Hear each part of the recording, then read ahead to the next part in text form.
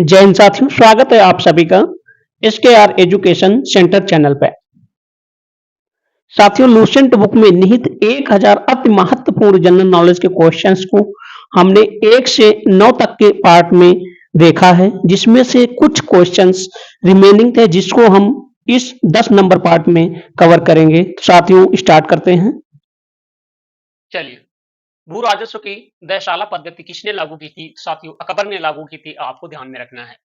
Next है, London में India house की स्थापना किसने की थी? तो साथियों, श्याम जी कृष्ण वर्मा ने की थी, ये आपको ध्यान में रखना है।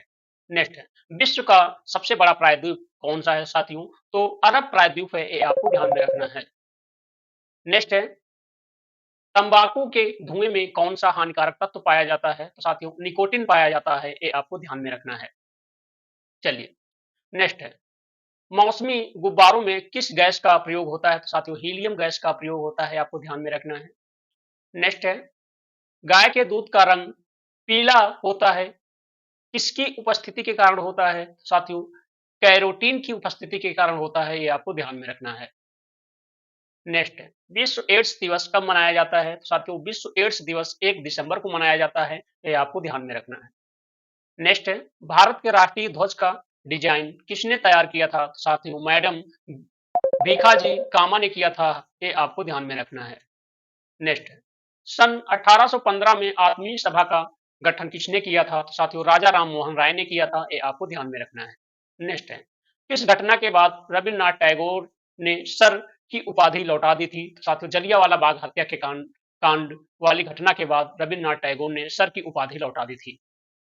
नेक्स्ट है, बीजक किसकी रचना है? साथियों, संत कबीर दास की रचना है, ये आपको ध्यान में रखना है। नेक्स्ट है, चांद बीबी कहाँ की शासिका थी? साथियों, अहमदनगर की शासिका थी, ये आपको ध्यान में रखना है।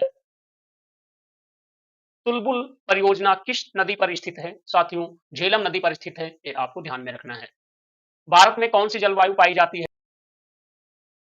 चलिए, किस मिट्टी को रेगुर मिट्टी के नाम से जाना जाता है? तो साथियों, काली मिट्टी को रेगुर मिट्टी के नाम से जाना जाता है, ये आपको ध्यान में रखना है।